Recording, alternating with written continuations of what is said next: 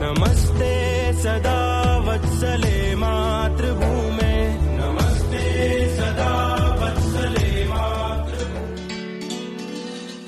महान देशभक्त और भारतीय समाज को नई दिशा देने वाले आद्य सरसंघचालक डॉक्टर केशव बलिराम हेडगेवार का जन्म 1 अप्रैल 1889 को नागपुर में हुआ था। 1910 में जब डॉक्टरी की पढ़ाई के लिए वो कोलकाता गए तो उस समय वहां देश की नामी क्रांतिकारी संस्था अनुशीलन समिति से जुड़ गए। डॉक्टरी की पढ़ाई पूरी करने के बाद डॉक्टर हेडगेवार वर्ष 1916 के प्रारंभ में नागपुर लौट आए। उन्हें अंतिम वर्ष के समापन पर बैंकॉक से एक आकर्षक नौकरी का प्रस्ताव प्राप्त हुआ, मगर उन्होंने उसे स्वीकार नहीं किया। उनके कई सहपाठियों ने अंग्रेज सरकार की नौकरी स्वीकार की, मगर डॉक्टर हेडगेवार इस बारे में स्पष्ट विचार रखते थे कि उन्हें किसी भी कीमत पर ब्रिटिश सरकार की नौकरी नहीं करनी है।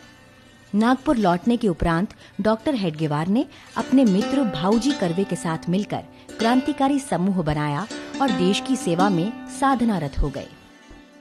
पढ़ाई का तो बहाना था, मुख्य उद्देश्य था इनको भेजने का कि वहां पर देश भर के क्रांतिकारकों की कोऑर्डिनेशन कमेटी कलकत्ता में थी, अनुशीलन समिति उसको कहते थे। उस अनुशीलन समिति से संपर्क में आकर ये और वापस छुट्टियों में आएंगे तब क्रांति कार्य सेंट्रल प्रोविंस एंड बेरार के इलाके में स्थापित करें, और दोनों काम डॉक्टर साहब ने बखूबी किए।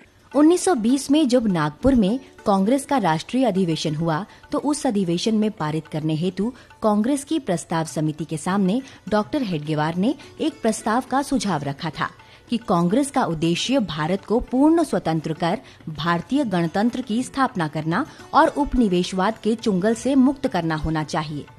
इस सुझाव को उस समय के कांग्रेस नेतृत्व ने अस्वीकार कर दिया। 1921 में कांग्रेस के असहयोग आंदोलन में सत्याग्रह कर गिरफ्तारी दी और उन्हें 1 वर्ष की जेल हुई। डॉक्टर साहब धीरे धीरे इस निष्कर्ष पर पहुंचे कि स्वाधीनता की प्राप्ति के साथ साथ अगर एक शक्तिशाली राष्ट्र का निर्माण करना है तो सामान्य समाज को राष्ट्रभाव से ओतप्रोत कर जाति, भाषा, मत और पंथ से ऊपर उठकर एक दूसरे के लिए जीने वाला बनाना होगा।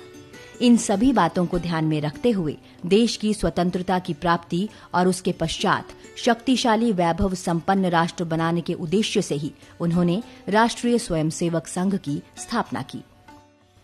पूर्ण स्वराज के उनके सुझाव को कांग्रेस ने 9 वर्ष बाद 1929 के लाहौर अधिवेशन में स्वीकृत किया।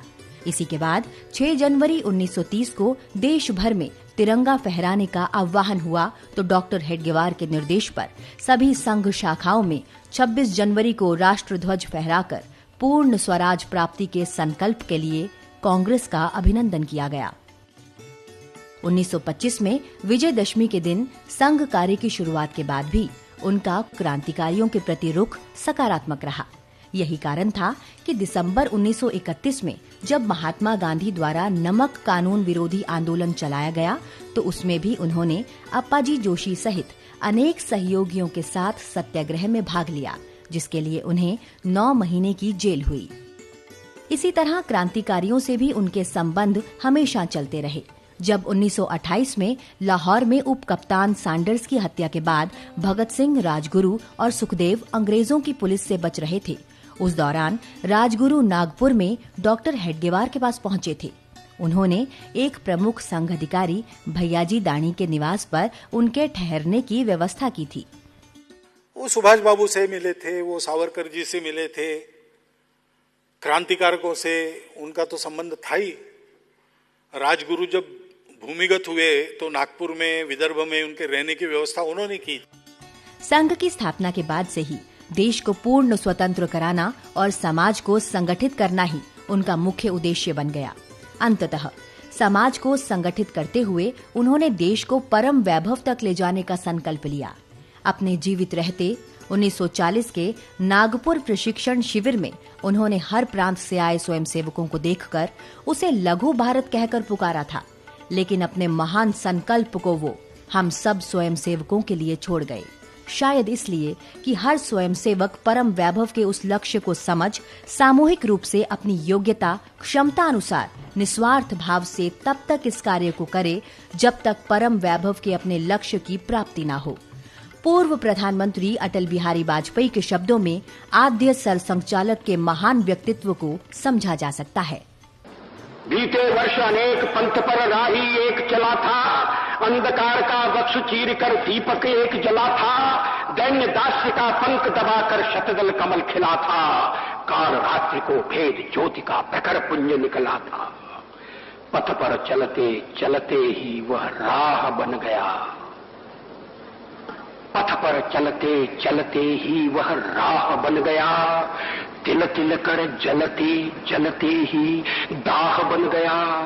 वह कैसा था भक्त, स्वयं भगवान बन गया, कुंभकार की कृति होकर निर्माण बन गया। आज जगेगा जग जननी का सोया भाग्य सितारा, कोट पुष्प चढ़ रहे देव के शुभ चरणों पर, कोट चरण बढ़ रहे ध्येय की ओर निरंतर।